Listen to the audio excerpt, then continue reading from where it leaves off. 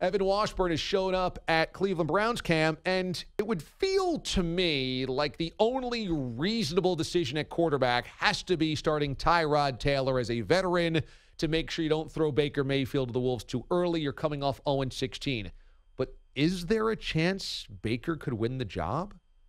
I mean, I just got here. I haven't spent much time talking with those in or outside the building or those that cover this team on a daily basis. But everything I've seen and read up to this point points in the direction of that not happening at all. Tyrod's actually had a fantastic camp. I was just going through some comments from GM John Dorsey that he would even think about extending Tyrod Taylor's contract if things continue this well in October. So that would be a unique shift after taking a guy number one overall. But they clearly have the long view, and Tyrod seems to be the perfect player to kind of bridge the gap and give a guy in Baker who comes from an unconventional system the chance to really grow. And again, everything I've seen and heard up to this point, and I'll be curious once we see these guys on the field and talk to a few of them, but Baker seems to really bought into that idea. While I'm sure the competitor in him wants start week one, he seems happy to sit back and learn from Tyrod, a guy who's pretty much seen it all. Usually bad teams are not interesting, but the Browns happen to be the most interesting bad team in a long time. Every year we're talking about them, and people already are talking about this team as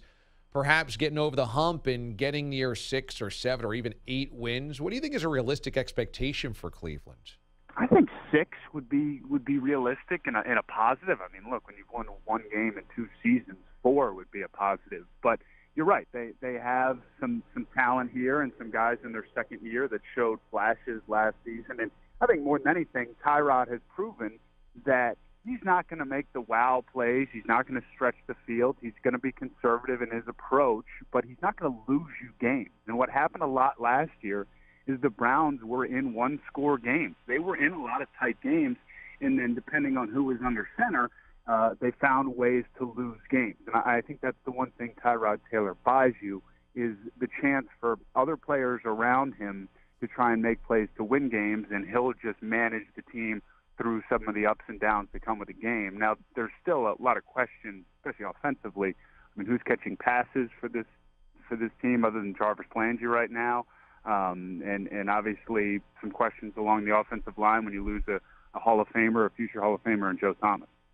Evan Washburn joins us from CBS Sports and CBS Sports Network. He is reporting and covering NFL training camps. When it comes to Andrew Luck's health, we're going to delve into this in more detail next hour. But, I mean, he sounds optimistic, but he also said things like, I thought I might never play again. I was ready for life after football.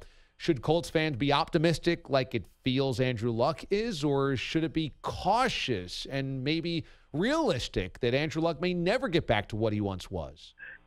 I'd say cautious seems like the proper term. I mean, I think it could be dramatic to think that we're done with the Andrew Luck that was leading a team to the playoffs and sort of defining what that sort of pocket quarterback position can be when you have all the physical gifts. But if he's still sort of spouting all things like that, then, yeah, you have to have some pause and wait and see and just kind of have that approach. I haven't spent a lot of time around Andrew, but from afar it appears, and he kind of lets it fly. I mean, he's saying what's on the forefront of his mind, and he's not guarded and sort of filtering it through a bunch of cliches about his health. And if he had those feelings at one point, like sometimes we all do when our health makes us feel vulnerable, he voiced them. That doesn't mean at still his age he can't find a way to get back to being, again, an effective quarterback. But I think you just have to be cautious. It just does seem odd how many layers to his return he's kind of had to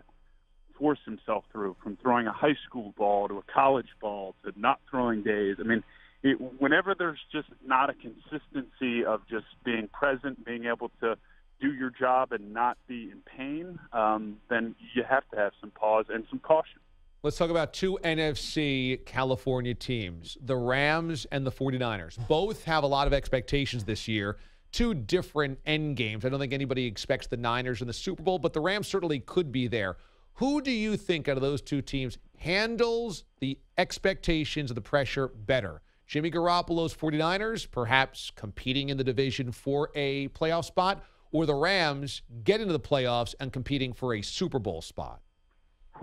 See, I look at it this way. I think the 49ers handle it better because of the caveat you presented where their expectations aren't what the Rams have. I actually just saw the Rams yesterday in Baltimore as part of this joint practice with the Ravens, and it's like the dream team showing up. I mean, it really is a parade of stars and personalities, from Aqib Talib to Marcus Peters to Ndamukong Suh.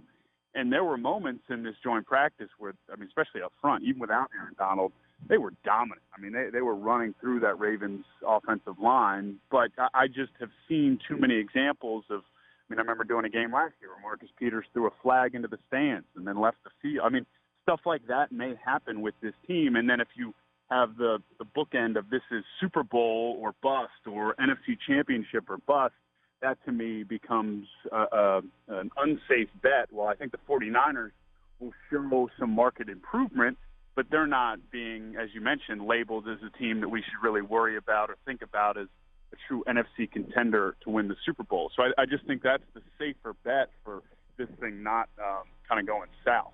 Evan Washburn, CBS Sports, is our guest here on the show. Finally, since you were in Baltimore, let's talk Lamar Jackson, because big expectations, a lot of positive, glowing reports on Lamar.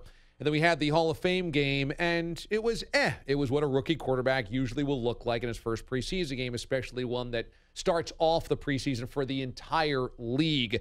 Is some of the air been let out of the expectation balloon of Lamar Jackson after that game? I mean, I think so. And in Baltimore, that's actually where I live, and I got to see that balloon blow up to an enormous amount right after the draft. I think it's gone way down, and there might not be any air in it. And it's not a true criticism of Lamar. It's more and thanks to what Joe Flacco's done in the first few weeks of camp. I mean, by all reports, I was out there yesterday. He is having the best camp he's had that people can remember in his career. And look, it's still just training camp. There's no real games. And this is a guy who's shown flashes like the way he played on the way to a Super Bowl. But he's playing so well that it's become so obvious how much farther Lamar has to go to be a true starter in the NFL. So those that thought that this was going to be a quarterback competition or that he might have to, Joe's going to have to fight him off week in and week out, that has been completely thrown out the window. Lamar's doing everything he needs to do as a rookie. He, as you mentioned, has some times where he looks great and then some times where he looks like the guy that was inaccurate at Louisville. I mean, RG3's on this roster too, and that's one of the big questions that was kind of brought up yesterday when talking with folks around there, is that do they keep 3 on the roster at least to start the season because they might trust RG3 more as the backup to Joe than Lamar if something were to happen week 1. So that kind of gives you a barometer of where the Lamar Jackson thing is going right now. Evan Washburn, reporter, NFL on CBS and CBS Sports Network. Catch him throughout the preseason. He is traveling the country, going to NFL training camps all across the league for the CBS Sports Network. So watch the CBS Sports Network for all of Evan's coverage. Also follow him on Twitter for the latest around training camp. Ev, it's good to catch up, buddy. Thanks so much, man. Yeah, man, anytime. Talk to you later. Appreciate it. Evan Washburn joining us here